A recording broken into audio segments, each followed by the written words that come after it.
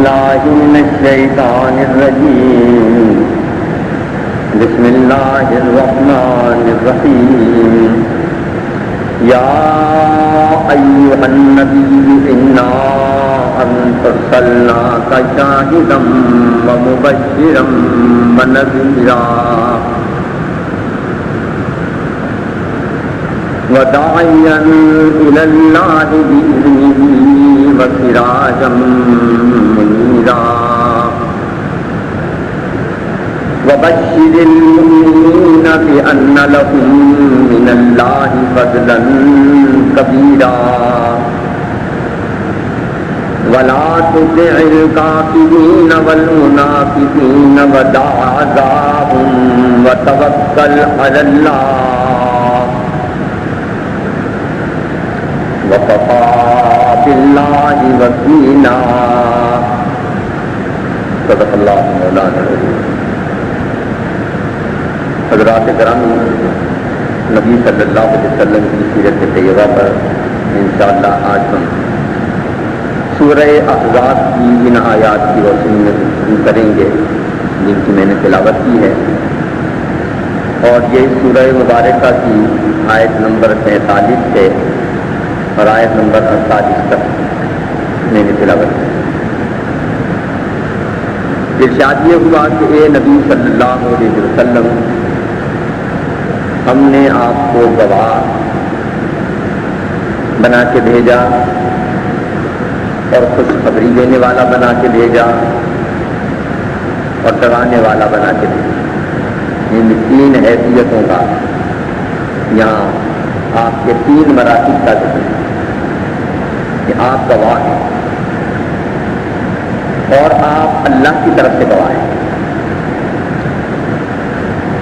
اور آپ اللہ کی طرف سے خوشخبری سنانے والے ہیں ہر اس صاحب ایمان کو جو آپ کی بات مان لے کہ وہ اللہ کی طرف سے انعام، نجات، مغفرت اور سکون قلبی اور اطمینان ذہنی کا انعام پائے گا، اور نہ ماننے والوں کو آپ ڈرانے والے ہیں اس بات سے کہ اپنے انجام بد سے خبردار ہو جاؤ کہ اگر میری بات نہیں مانو گے تو میں نہ عام مبلغ ہوں نہ عام وائز ہوں۔ عام وائز کی تنبیہ، عام مبلغ کی تنبیہ محض ایک لفظی نصیحت ہے، ایک لفظی تنبیہ ہے، اس کے پیچھے مالک کائنات اور بادشاہ کل کا فرمانی حکم نہیں ہے، اس کے پیچھے کوئی قوت نافذہ نہیں ہے۔ اس کو مثالہ میں ایسا ہی سمجھ لیجیے کہ ایک عام شہری کسی برے بات پر کسی شخص کو ٹوکتا ہے، ایسا کرو گے تو بہت نقصان اٹھاؤ گے، تو محض یہ ایک نصیحت ہے۔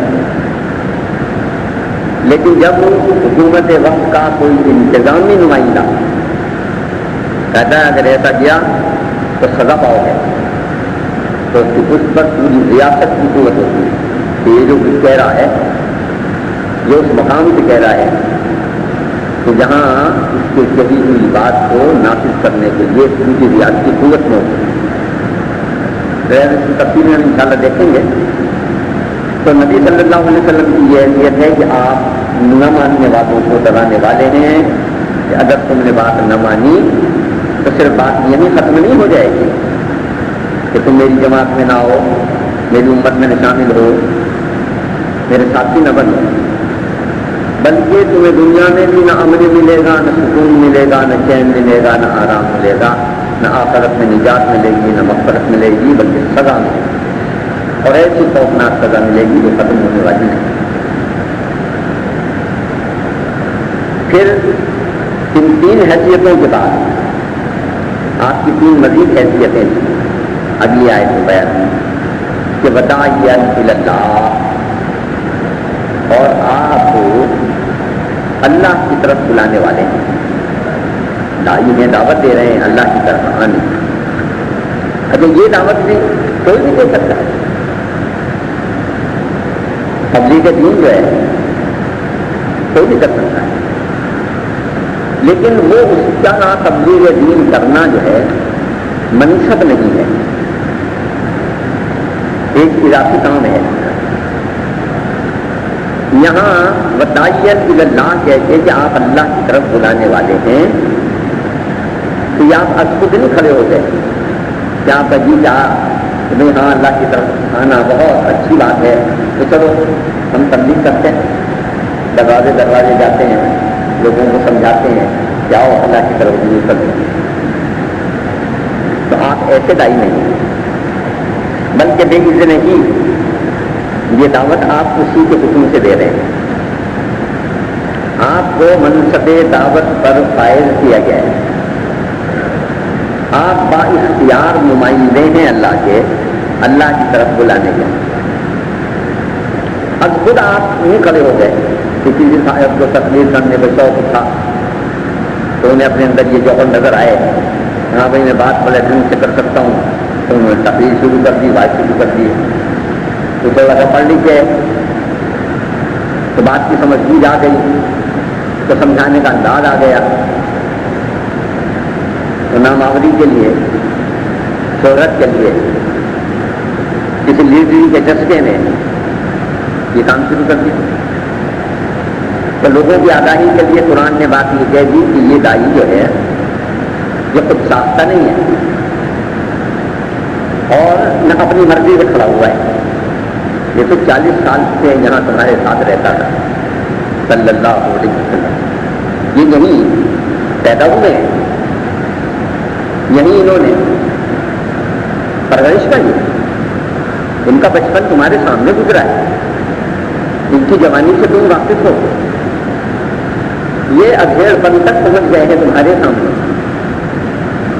ایک دو دن کی بات نہیں ہے، 40 سال تمہارے محلے میں رہے ہیں، تمہارے شہر میں رہے ہیں، کاروبار کیا ہے، شادی کی ہے، بیوی بچے رکھتے ہیں.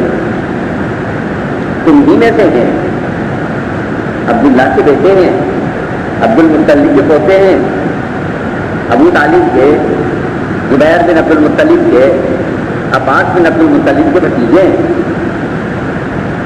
یہ صفیہ کے بھی بھتیجے ہیں، یہ ام بیضہ کے بھی بھتیجے ہیں. یعنی تم ان کی پھپھیوں کو بھی جانتے ہو، تم ان کے چچاؤں کو بھی جانتے ہو، تایاؤں کو بھی جانتے ہو، دادا کو جانتے ہو، پردادا کو جانتے ہو، ابا کو جانتے ہو، ننیال دریال سب کو جانتے ہو، سسرال کو بھی جانتے ہو.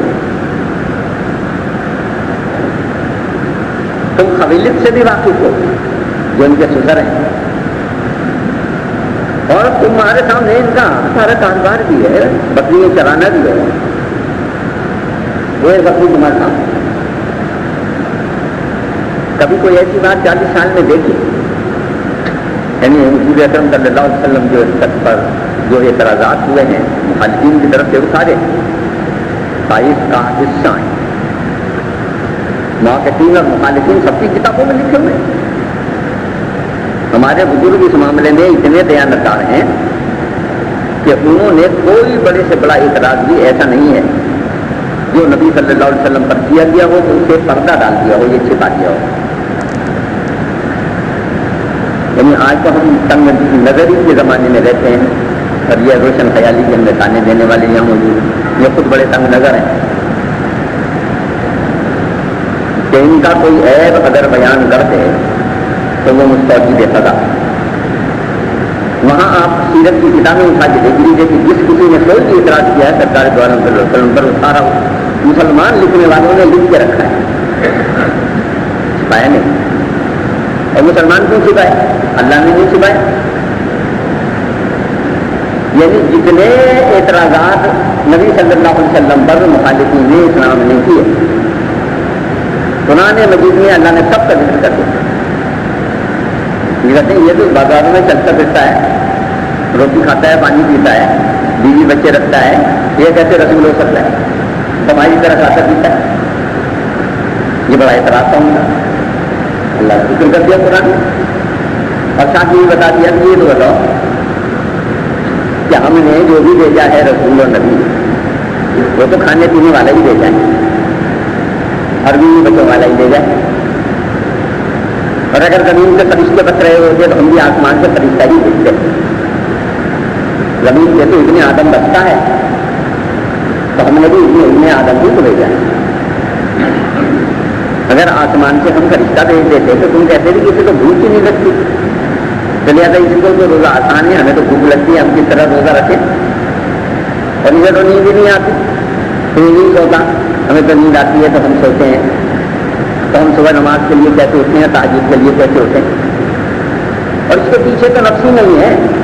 اگر یہ بد نظری نہیں کرتا, بد سماعی نہیں کرتا, بد خیالی نہیں کرتا, تو یہ تو اس کی حص ہی نہیں رکھتا. ہمارے پیچھے تو پورے نفس کا ایک طوفان لگا رکھا ہے آپ نے. تو لہٰذا ہم کیسے اس پر عمل کریں. اللہ کہتا ہے کہ ہم نے تو بندوں میں سے بندہ بھیجا ہے, بندوں کی ہدایت کے لیے بھیجا ہے, انہیں کے درمیان سے اٹھایا ہے, وہی پیدا کرایا ہے, وہی پرورش کرایا ہے, تمہارے درمیان ہو. تو یہ دائی ایسے دائی ہیں کہ ہم خود نہیں کھڑے ہو گئے, بلکہ بإذن ہی اس کے حکم سے بلا رہے ہیں. اور دوسرا پہلو اس میں اور کہ عام آدمی بلاتا ہے تو اگر کوئی اس کی بات نہ مانے تو عام آدمی کی بات ہے, مانے نہ مانے, اس کے پیچھے کوئی قوت نہیں ہے. دل بلانے والے کے پیچھے قوت ہے. آ جاؤ گے تو تمہاری خیر ہے, اور نہیں آؤ گے تو اسی دنیا میں خدا تمہیں ذلیل و رسوا کر کے چھوڑے.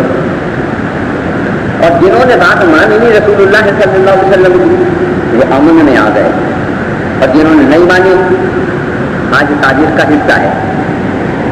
نبی صلی اللہ علیہ وسلم کا جو خط مختلف شاہان عالم کو گیا, روم کے بادشاہ کو گیا, ایران کے بادشاہ کو گیا, یمن کے بادشاہ کو گیا, مصر کے بادشاہ کو گیا, حبشہ کے بادشاہ کو گیا, اور سارے خطوط.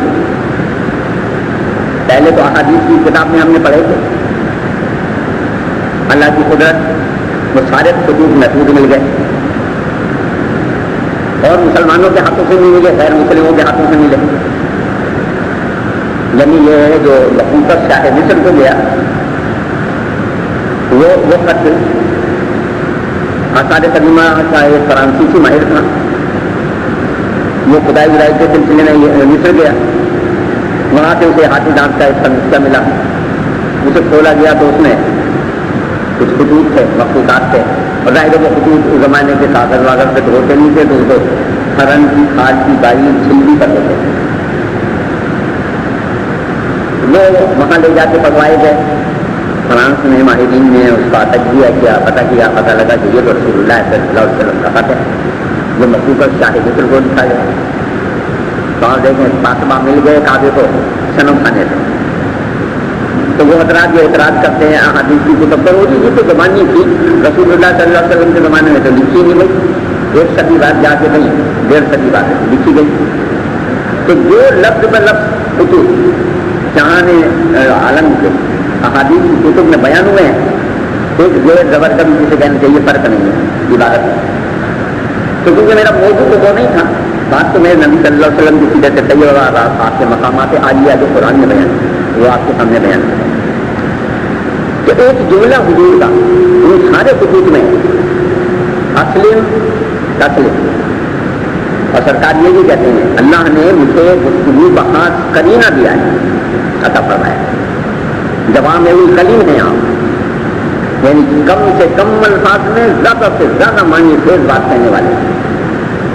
تب ایک جملے میں بات کہی گئی ہے, اسلم, اسلام لے آؤ, تسلیم, محفوظ ہو جاؤ گے, امن میں آ جاؤ گے, سلامتی نصیب ہو جائے گی, یہاں بھی آخرت میں بھی. تو اسلم, اسلام لے آتی, تسلیم محفوظ ہو جائے, تیری بادشاہی بھی محفوظ ہو جائے گی, تیری ریت بھی محفوظ ہو جائے گی, تیرا ملک بھی محفوظ ہو جائے گا, تیری جان مال آبرو بھی محفوظ ہو جائے گی, تیری عزت بھی محفوظ ہو جائے گی, دنیا میں بھی محفوظ ہو جائے گا, آخرت میں بھی محفوظ ہو جائے گا. تو اب آپ دیکھ لیں کہ تاریخ آپ کے سامنے ہے, جس نے مان لیا محفوظ ہو گیا. حضرت نجاشی رحمۃ اللہ علیہ نے مان لیا. لہذا آپ عالم یہ دیکھیں کہ مسلمانوں نے کو فتح کیا، جزیرت العرب سے نکلے تو مکران تک آ گئے، اور ادھر یورپ کی طرف بڑھے تو قبرص تک چلے گئے، فرانس تک پہنچ گئے، اسپین تک پہنچ گئے۔ لیکن اتنا کچھ ہونے کے باوجود حبشہ پر کوئی مسلمان، کسی مسلمان نے لشکر کش نہیں، اس لیے کہ شاہ حبشہ ایمان لے آئے گئے۔ مقوقس ایمان تو نہیں لائے، لیکن نبی صلی اللہ علیہ وسلم سے اظہار دوستی کیا۔ شاہ روم نے ابتدا میں ماننا چاہا، لیکن اپنے سرداروں اور وزیروں اور سفیروں اور گورنروں کے دباؤ میں آ کے نہیں مان سکا۔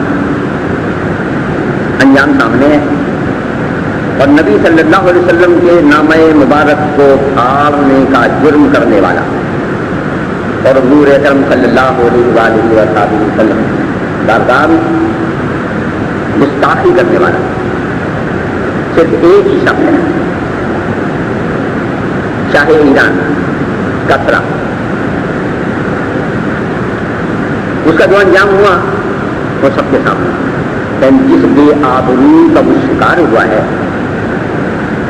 اس سے زیادہ کوئی بے آبروئی نہیں ہو سکتی، معیاری بے آبروئی کی آدمی۔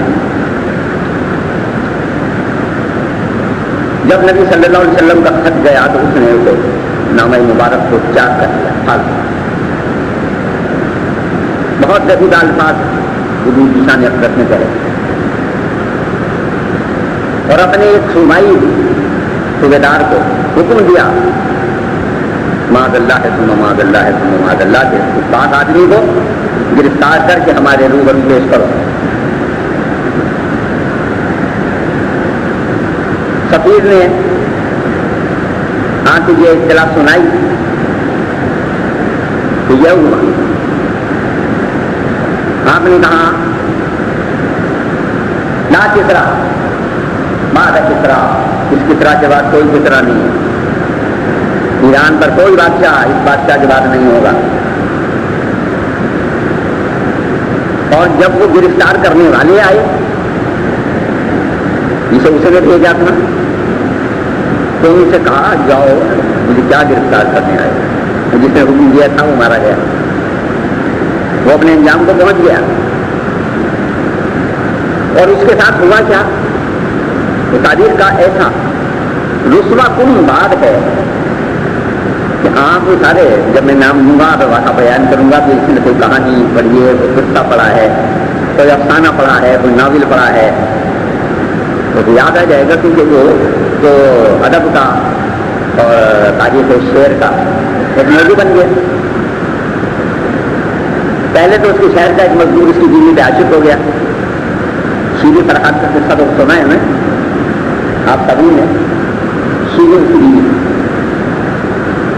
فرحات اس کے زمانے کا مزدور تھا۔ پہلے تو گلی گلی وہ مزدور عشق کے افسانے سناتا پھرا، پھر بیٹے نے ابا کو مار دیا،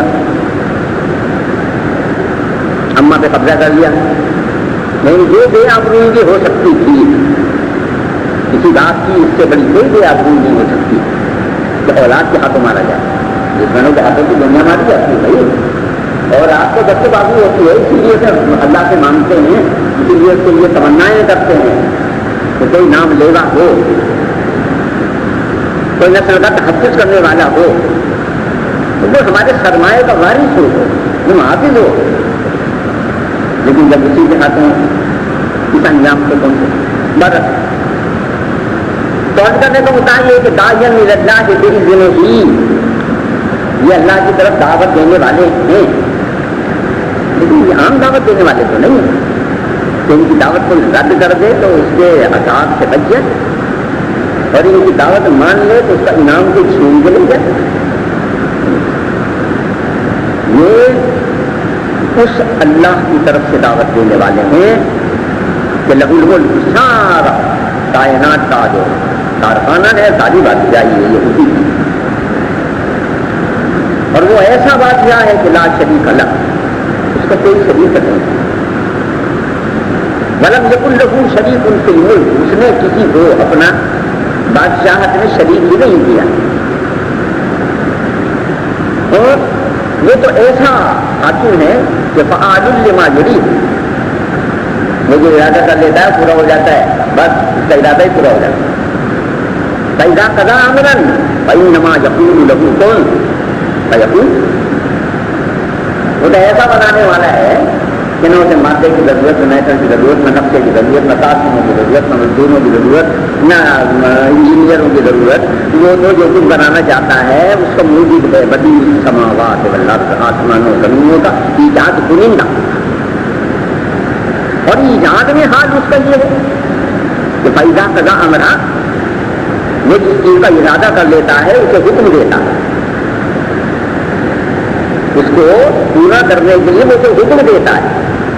اور جسے وہ حکم دیتا ہے تو ہو جا فیکون، ہو جاتا ہے. تو یہ اس کی طرف سے بلانے والے ہیں. وسراجا منیرا، روشن چراغ، تاریکیاں دور کر دیتے ہیں، راستہ روشن ہو جاتا ہے.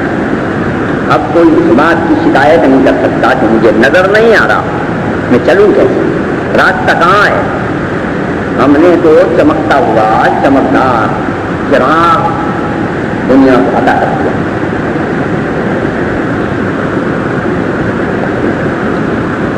لہٰذا یہ تو نبی صلی اللہ علیہ وسلم مقامات عالیہ جو اللہ تعالیٰ نے بیان فرمائے، ان میں ظاہر ہے کہ ہر عنوان اپنی جگہ ایک پوری تقریر کا مطالبہ کرنا ہے. آج جتنا کچھ ہو سکا میں انشاءاللہ عرض کروں. اگلی آیت میں کہا گیا کہ وبشر المؤمنین، اور جو آپ پر ایمان لائے مومنین انہیں خوشخبری سنانی، ماننے والوں کو مجدہ مبارکی جو آپ کو مان لیں. بِأَنَّ لَهُم مِّنَ اللَّهِ فَضْلًا كَبِيرًا، تو ان کے لیے اللہ کا بہت بڑا فضل ہے اس پر. جو آپ کی بات مان لیں وہ بہت ہی فضل و انعام کے سزاوار. وَلَا تُطِعِ الْكَافِرِينَ، اور ان کافروں سے ہرگز مت دبو. آج کے تناظر میں قرآن کی یہ آیت بڑے غور و فکر کا مطالبہ کرتا ہے. مایوس ہونے کی بات نہیں، ہم بے بازی واجب نہیں ہیں، ہم بے کس و بے بس نہیں ہیں. ہم ایسے نہیں ہیں کہ کوئی ہمارا سرپرست نہیں ہے اور کوئی ہمیں اپنی حمایت سے محروم کیے ہوئے. ہمارا واجب ہے. ہم بے ماں باپ کے سڑکوں پر پڑے ہوئے لامعلوم بلد بچے نہیں ہیں. ہمارا سرپرست ہے. اور وہ کہہ رہا ہے کہ بلا تطیع الکافرین والمنافقین، نہ ان منافقوں سے دبو نہ ان کافروں کی اطاعت کرو. یہ تطیع کا لفظ جو ہے وہ اطاعت سے ہے. اطاعت کا لفظ آپ اردو زبان میں بھی بولتے ہیں.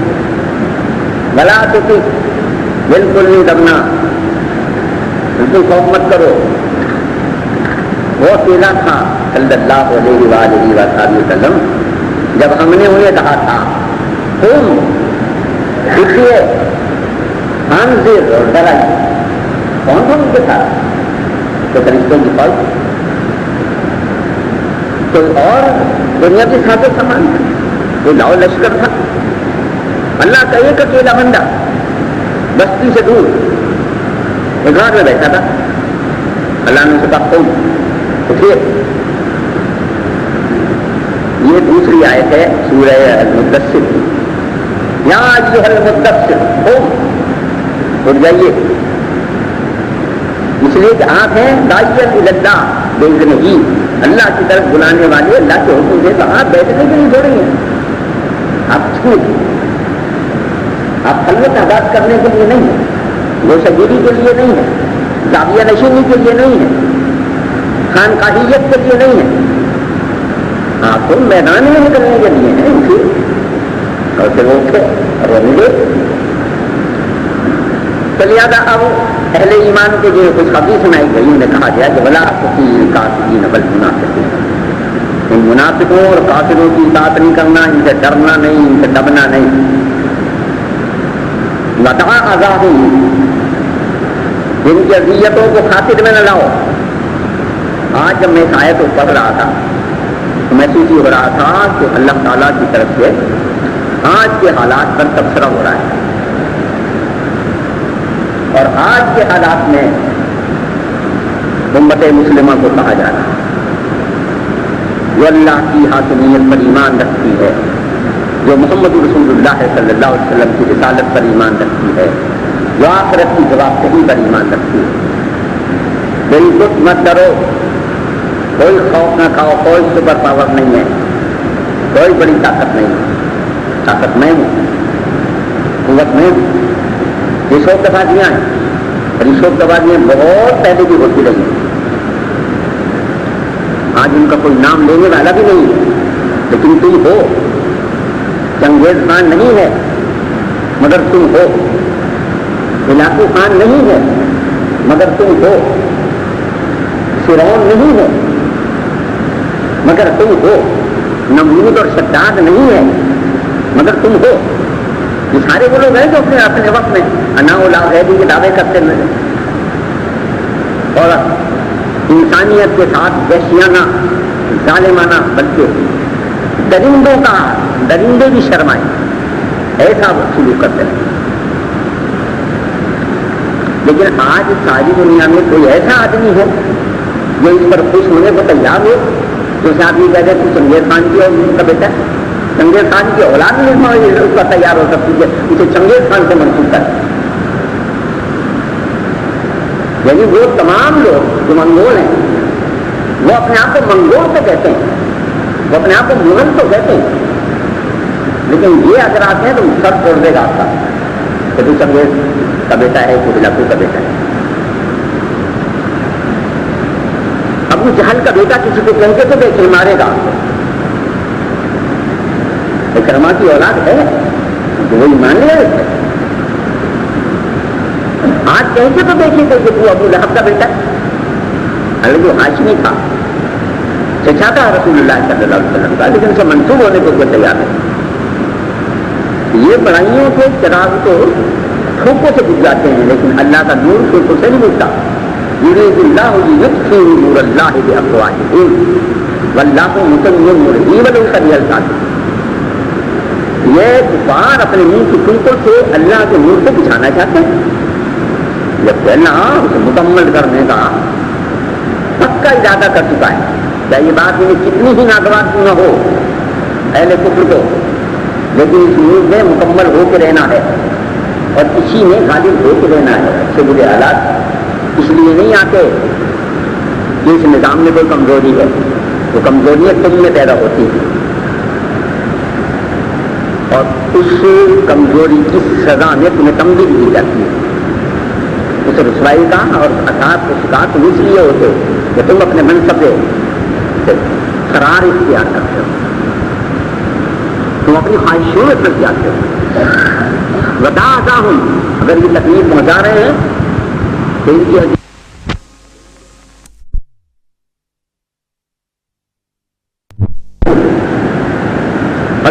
بچہ مارا گیا. ہم تاریخ کی بات نہیں کر رہے کہ کوئی سے چھوٹ لائے یا کوئی ہمیں چیلنج کرے کہ یہ تاریخ ہم نہیں مانتے، ہم تو قرآن کی بات کر رہے ہیں. یذبحون ابناءکم ویستحیون نساءکم وفی ذلکم بلاء من ربکم عظیم.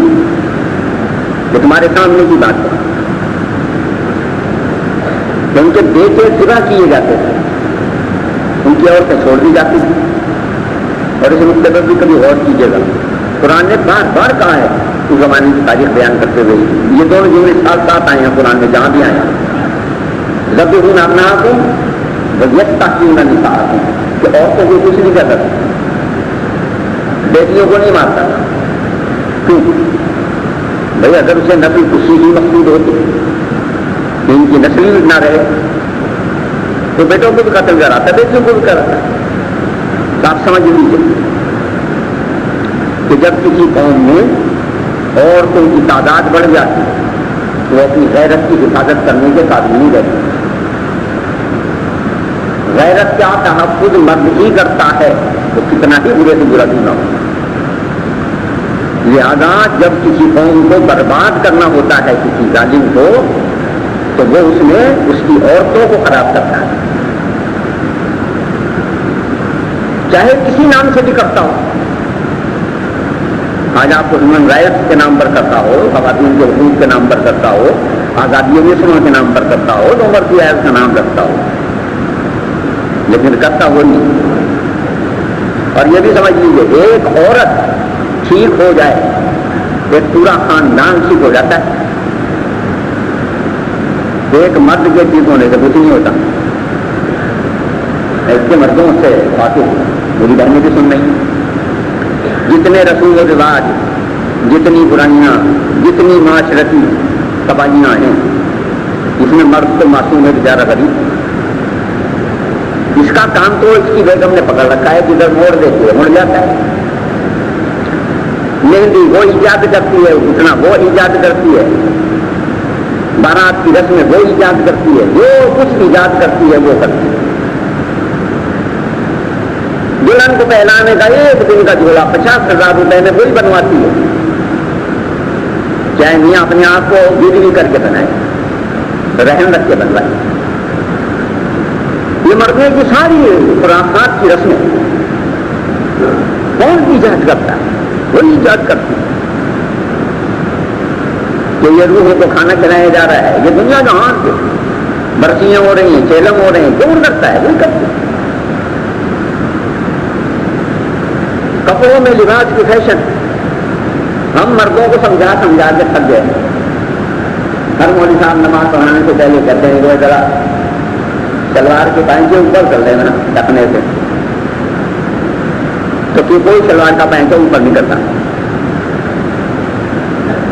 لیکن جب عورت کے ہاتھ میں کہ شلوار کا پائنچہ اونچا ہو جائے تو آپ جائیں بازار میں دیکھیں ہر عورت کا اب شلوار کا پائنچہ اس کے ڈھکنے سے اونچا ہے، کیونکہ فیشن چل گیا.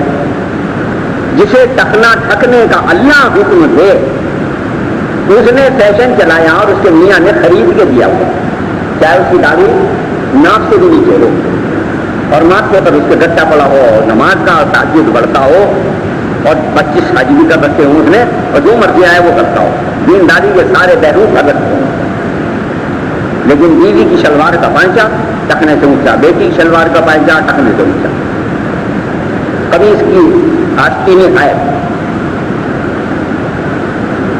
جمپر پہنا ہے تو پیٹ بھی نظر آ رہا ہے، گردن بھی نظر آ رہی ہے. ذرا میاں روک کے تو بتائیں اور روک کے تو دکھائیں. اور اگر یہ ٹھیک ہو جائے تو میاں بیچارہ کو بھی ٹھیک ہو جاتا. ایک عورت کے ٹھیک ہونے سے سب ٹھیک ہو جاتے ہیں.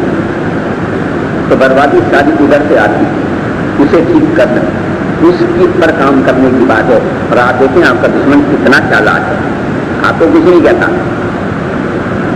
آپ کے کان اس کے ذریعے مروڑے جا رہے ہیں. ابھی تو آپ نے 30% دیا ہے حصہ، اب 50% مانگا جا رہا ہے. آج ہی کا اخبار میں بیان ہے ایک خاتون کا کہ حصہ 50% ہونا چاہیے اسمبلی میں خواتین کا. میں یہاں سوال کرتے جاؤں، بات یہ سیاسی نہیں ہے، میں سب دینی ہی بات کر رہا ہوں کہ دنیا کی کسی اور اسمبلی میں بھی عورتوں کا 50% حصہ ہے. وہ جو سارا یورپ کا روشن خیال پارلیمنٹ ہے اس پر نظر ڈالیں آپ. برطانیہ پارلیمنٹ میں کتنی عورتیں ہیں، امریکہ کی پارلیمنٹ میں کتنی عورتیں ہیں. عورتوں کی علیحدہ سیٹ آپ کے سوا کسی یورپ کے ملک میں بھی ہے. کامن سیٹ پر لڑکے آتی ہے، کوئی عورت ایک آ جاتی ہے. آپ انہیں ٹیکنوکریٹس کا کوٹا بھی دیں اور پھر اس کے بعد انہیں کامن سیٹ بھی دیں اور پھر 50% بھی لائیں. تو مدعا کہنے کا یہ ہے کہ دشمن اس کے ذہن کو خراب کرتا ہے کیونکہ اس کے ذریعے پوری نسل خراب ہوتی ہے. بات ہم کر رہے تھے یہ ضبط ہوں نہ اپنا حکوم نہ وہ بیٹے ذبح کرتا ہے. اللہ نے کہا سارے بیٹے ذبح کر دیں، مگر جس سے میں نے یہ کام لینا ہے نا اسے تیرے گھر میں پلواؤں گا، تو پالے گا، تیری بیوی تربیت دے گی اور یہیں سے اٹھے گا وہ اللہ کا جھنڈا لے کے. اور یہی تو اسے تانا دے گا کہ اچھا تو ہمارے گھر میں پکتا تھا، آج ہمیں سمجھانے آ گیا۔ حامان جگہ میرے لیے ایک اونچا سا مینار تو بنا دو، سرحل لعلی، ادھر اونچا سا مینار بناؤ، میں اس پہ چڑھ کے دیکھوں کہ موسیٰ جس اللہ کا ذکر کرتا ہے وہ کہاں ہے۔ معاذ اللہ، قرآن کی آیت کا ترجمہ میں کر رہا ہوں۔ یہ موسیٰ کو مجھے جھوٹا نظر آتا ہے، مجھے تو کوئی خدا خدا نہیں نظر آتا ہے۔ کہتا ہے اللہ نے کہا مینار بنانے کی کیا ضرورت ہے، اور جس دن میں دکھانے پر آؤں گا تو یہ کہہ کے ماروں گا تجھے کہ میں ایمان لایا، آمنا برب موسیٰ و ہارون، یہ کہے گا تب موقع ہے۔ لہٰذا پانی کا یہ بھی کھپے گا تھا نا، بحیرہ احمد یہ تھپڑ نے سیدھا کر دیا دماغ، اور یہ کہہ کے مرا کیا مرنا، ایمان لایا۔ اللہ نے کہا ضرورت نہیں ہے، اب ایمان لانے کی ضرورت نہیں ہے، وقت گزر گیا ایمان لانے۔ تو لہٰذا میں آپ کو یاد کر رہا تھا کہ یہ جناب یہ سارے اپنے اپنے وقت کے فرعون گزر گئے ہیں، اس وقت کا فرعون بھی گزر جائے گا، گھبراتی کسی ہو۔ اللہ نے کہا ولا تطیع الکافرین والمنافقین، بالکل مت کبو، بالکل نہ ڈرو۔ یہ ابھی سے پہنچاتے ہیں وداع گاہوں، پرواہی نہ کرو، وتوکل اللہ، اللہ پر پورا بھروسہ رکھو، وکفیٰ باللہ وکیلا، تمہارے سارے کاموں کی کفالت کرنے کے لیے، تمہاری ترقی کرنے کے لیے اللہ کافی ہے۔ اللہ کے کبھی بولو بتوں سے اس کو امید ہے، خدا سے نہ امیدی، مجھے بتا تو صحیح اور کافی بھی کیا ہے؟ اس ڈر سے مرے جا رہے ہو کہ یہ ناراض ہو گیا تو یہ بند کر دے گا، وہ بند کر دے گا، جس کو چھین لے گا وہ چھین لے گا، یہ مار دے گا وہ مار دے گا، کسی کے قبضے میں کچھ بھی نہیں، سب اس کے اپنے اختیار میں ہے۔ جس وقت اس نے بلایا تو کوئی انکار نہیں کر سکتا۔ تو لہٰذا آج ہم نبی صلی اللہ علیہ وسلم کی حیات طیبہ کے بارے میں یہ 3 آیتیں میں نے آپ کے سامنے پڑھی، اور ان میں پہلا مضمون جو ہے وہ یہ ہے کہ شاہدہ، آپ شاہد ہیں۔ اللہ کہتا ہے اے نبی صلی اللہ علیہ وسلم، ہم نے آپ کو گواہ بنا کے بھیجا ہے۔ تو آج صرف گواہی کی بات میں آپ سے کروں گا بہت اختصار کے ساتھ، کہ آپ گواہ ہیں اس بات کے کہ اللہ ہے۔ تو آپ کی گواہی جیسے میں بھی دیتا ہوں گواہی، لیکن ہماری گواہی آپ سے سنی ہوئی گواہی ہے۔ ان کی گواہی جو ہے وہ مقام شہادت پر عینی گواہی ہے،